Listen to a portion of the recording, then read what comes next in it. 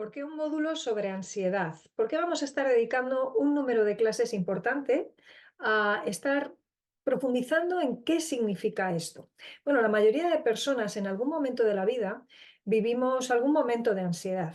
Quizá no lo desarrollamos en forma de trastorno como tal, pero ¿quién no ha tenido momentos de incertidumbre lo suficientemente importantes como para que nos desestabilicemos, sintamos cierto grado de descontrol a nivel fisiológico, alguna reacción que nos da sensación de ahogo, incluso un poquito de taquicardia, nos sentimos entumecidos, bloqueados? Fíjate que la palabra incertidumbre entonces está muy relacionada con el ámbito de la ansiedad. Si cuando hablábamos del estrés te lo mencionaba en términos de desbordamiento, en el caso de la ansiedad tiene todo que ver con cómo funciona esa mala gestión que a veces tenemos de la incertidumbre. Y la realidad es que vivimos en un mundo que está lleno de dudas, lleno de incertidumbres, lleno de cambios. Por lo tanto, aprender a manejarnos en esas incertidumbres y aprender a bandearlas es súper importante para no terminar siendo gobernados por esa prima hermana del miedo, que es la ansiedad. El miedo aparece ante peligros reales. La ansiedad, por el contrario, surge cuando desproporcionamos el miedo o la sensación de peligro, se nos hace demasiado grande, se va más allá de lo que es real y nosotros nos anticipamos de manera peligrosa en un sentido, no tanto porque la ansiedad en sí misma lo sea, que es molesta pero no peligrosa, sino porque vivir constantemente en ansiedad da lugar a otra serie de problemáticas y eso sí que puede constituir en algún momento un peligro añadido. Por no hablar de lo incapacitante que resulta el estar constantemente atenazado por un miedo que además resulta no estar ajustado a la realidad. Necesitamos entonces ponerle rostro a ese monstruo que llamamos ansiedad, saber qué aspecto tiene, de qué manera se manifiesta, a veces con ataques de pánico, otras veces con una preocupación extrema, en algunas personas incluso con trastornos más complejos como el obsesivo compulsivo, cuántas veces además está relacionado con situaciones de trauma, pero en lo que sí que vamos a encontrar siempre un tono común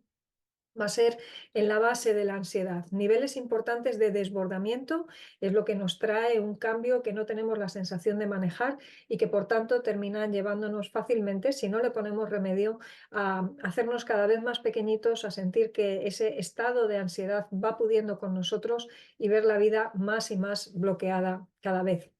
Cuando nos acercamos a lo que significa la ansiedad, entonces necesitamos comprender en qué consiste, necesitamos saber en términos de qué se presenta, cuáles son las caras que esa ansiedad tiene y necesitamos comprender por qué muchas veces, aunque intentamos pelear con la ansiedad, no terminamos de conseguir que desaparezca.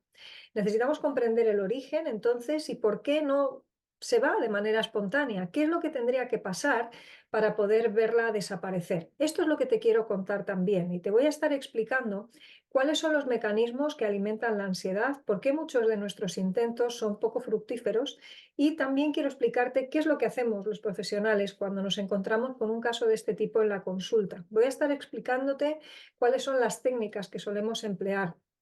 Voy a sugerirte que incluso si algunas se aplican a tu caso, pues las puedas poner en marcha y te voy a dar estrategias y esquemas muy concretos de cómo empezar a aplicarlos en tu vida cotidiana. Pero no solamente esto, quiero llevarlo más allá y esta es la clave aquí para que nos vaya bien, porque como sabes me gusta abordar los temas no solamente desde la psicología, sino desde la cosmovisión de fe cristiana, que es la que quizá tú suscribes como yo. Nos gusta saber qué es lo que la Biblia dice al respecto y cómo conecta en ese sentido este lenguaje de la cultura, que por una parte es la psicología, esta disciplina científica que estudia el comportamiento, con lo que la Biblia dice acerca de nuestro comportamiento y también cómo manejarnos ante la incertidumbre. La palabra ansiedad es de las pocas relacionadas con el mundo de la salud mental en la terminología psicológica de hoy que sí que aparece como tal en el texto bíblico. Pero claro, no nos explica muchas de las cosas que hoy sabemos a nivel de ciencia sobre este problema. De la misma manera, suelo decir que tampoco nos explica cómo funciona el páncreas. En ese sentido, la Biblia no es un manual de psicología, pero sí que apunta hacia algunas realidades psicológicas que tienen todo que ver con aquello que la disciplina de la psicología nos cuenta hoy. Así que podremos ver qué es lo que la Biblia nos plantea hacer ante nuestras incertidumbres.